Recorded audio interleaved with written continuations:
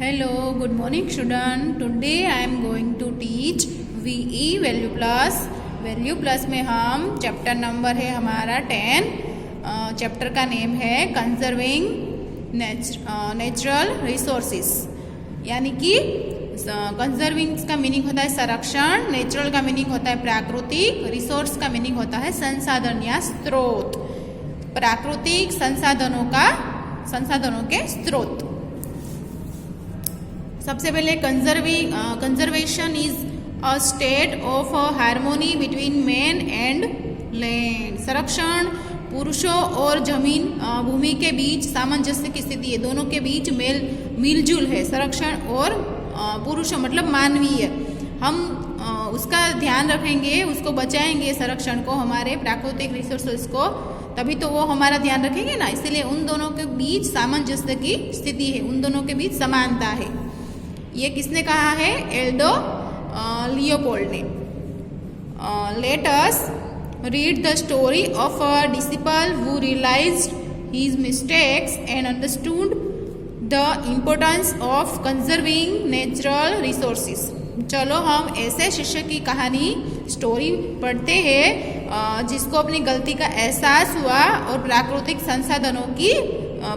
संसाधनों का महत्व को समझा।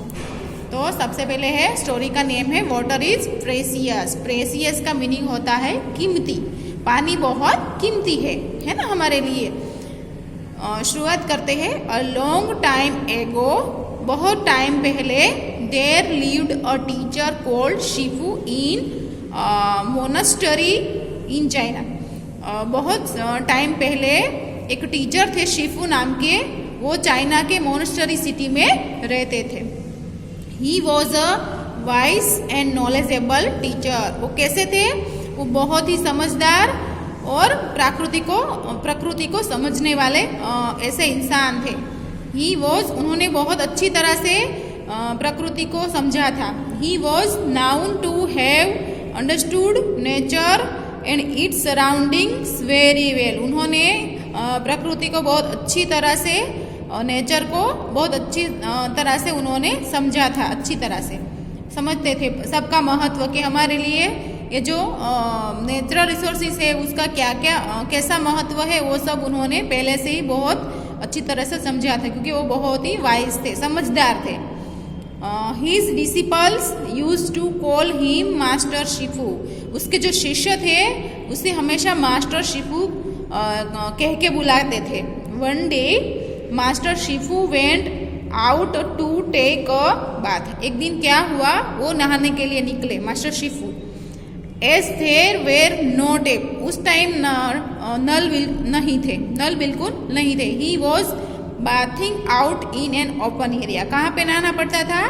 खुले मैदानों में नहाना पड़ता था। उस टाइम नल की सुविधा नहीं थी। ये मास्टर शिफू है और ये उसका शिष्य है, डिसिपल से।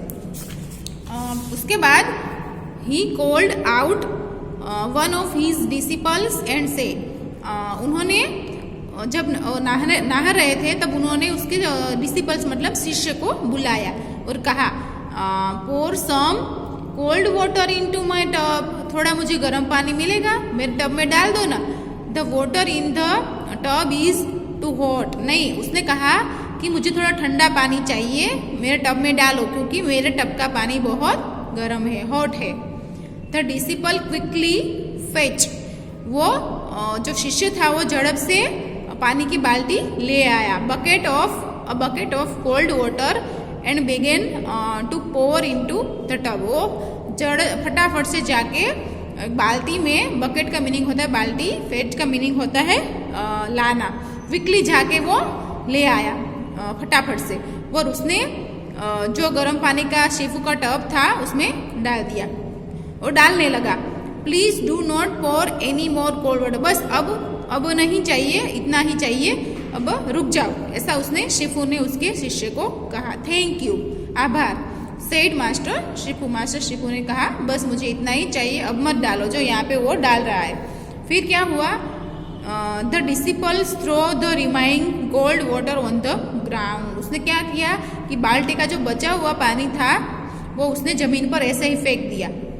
When Master Shifu saw the disciple throwing the water, he was very angry. क्या किया उन्होंने?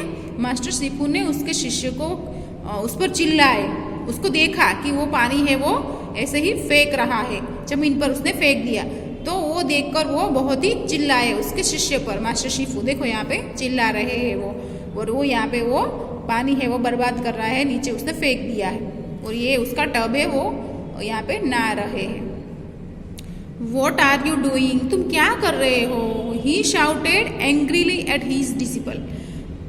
उन्होंने अपने शिष्य पर चिल्लाया और कहा कि ये तुम क्या कर रहे हो? The disciple did not know what wrong he had done. उसकी क्या गलती है शिष्य समझ ही नहीं पाया, शिष्य की क्या गलती थी वो समझ नहीं पाया, क्योंकि वो अचानक से मास्टर शिफू थे उस पर गुस्सा हो गए और उस पर चिल्ला रहे थे। He was confused and looked up at master Shifu. वो मास्टर शिफू को देख रहा था और कंफ्यूज था, उसे समझ ही नहीं आ रहा था कि वो मुझ पर क्यों चिल्ला रहे हैं। Why did you throw the remaining water on the ground? तुमने पानी है वो बर्बाद क्यों कर दिया, नीचे क्यों फेंक दिया ऐसे ही। You could have thrown under a tree, तुम उसको ट्री के नीचे भी तो डाल सकते थे ना। और you could have thrown into a flower bed, तुम उसको फ्लावर बेड फूलदानी के अंदर गमले के अंदर भी तो डाल सकते थे, झाड़ के नीचे ट्री के नीचे भी तो डाल सकते थे, ऐसे क्यों तुमने बर्बाद कर दिया। Don't you know that you must not waste even a drop of water? क्या तुम्हें नहीं पता पानी कितना हमारे लिए इम्पोर्टेंट है, उसे फेंकना नहीं चाहिए, फिर भी तुमने फेंक दिया। He said angrily, उन्होंने बहुत गुस्से से उसके शिष्य को कहा कि तुम्हें पता नहीं है कि पानी ऐसे बर्बाद नहीं करना चाहिए, तुमने क्यों बर्बाद कर दिया, क्यों उसे पानी को ऐसे ही वेस्ट कर दिया, नीचे थ्रो कर दिया, तुम्हें उसको ट्री के नीचे डालना चाहिए, तुम्हें उसके फ्लावर बेड फूलदानी के गमले के अंदर डालना चाहिए, ऐसा तुम्हें नहीं लगता। The disciple understood what master Shifu meant, उस शिष्य है वो समझ गया कि मास्टर शिफू मुझे क्या समझाना चाहते हैं। From their day onward be never waste water, उसके बाद उसने कभी भी पानी बर्बाद नहीं किया। डिसिपल समझ गया, शिष्य था वो समझ गया, मास्टर शिफू ने उसको डांटा तो वो समझ गया। तो बच्चों ये जो शिष्य था उसको उसकी गलती का एहसास हुआ कि उसने ऐसे ही पानी है वो बर्बाद कर दिया, वेस्ट कर दिया था। उसकी वजह उसे कहाँ डालना चाहिए था पानी, कोई ट्री को डालना चाहिए था, ट्री के नीचे डालना चाहिए था, फ्लावर पॉट होते हैं उसके अंदर डालना चाहिए था, उसको ऐसे ही वेस्ट करना नहीं चाहिए था। तो मास्टर शिफू ने उसको उसकी गलती का एहसास करवाया। वैसे ही बच्चों हमें भी ऐसा ही करना चाहिए, हमें पानी बिल्कुल बर्बाद नहीं करना चाहिए, क्योंकि वो नेचुरल रिसोर्सेज है, वो कुदरत ने हमें दिया है ना, तो उसको हमें संभाल के रखना चाहिए। हमें पानी कितना हमारे लिए पानी कितना इम्पोर्टेंस है, क्योंकि वो हम उसको पानी पीने के लिए यूज़ करते हैं, सारे काम करने के लिए यूज़ करते हैं, तो हमें उसका हम पानी को बचाएंगे तो पानी हमें बचाएगा, मतलब पानी हमारे जीवन का एक इम्पोर्टेंट हिस्सा है, इसीलिए हमें पानी है वो बर्बाद नहीं करना चाहिए, उसको वेस्ट नहीं करना चाहिए, पेड़ पौधों को डालना चाहिए और उसको बचा के रखना चाहिए।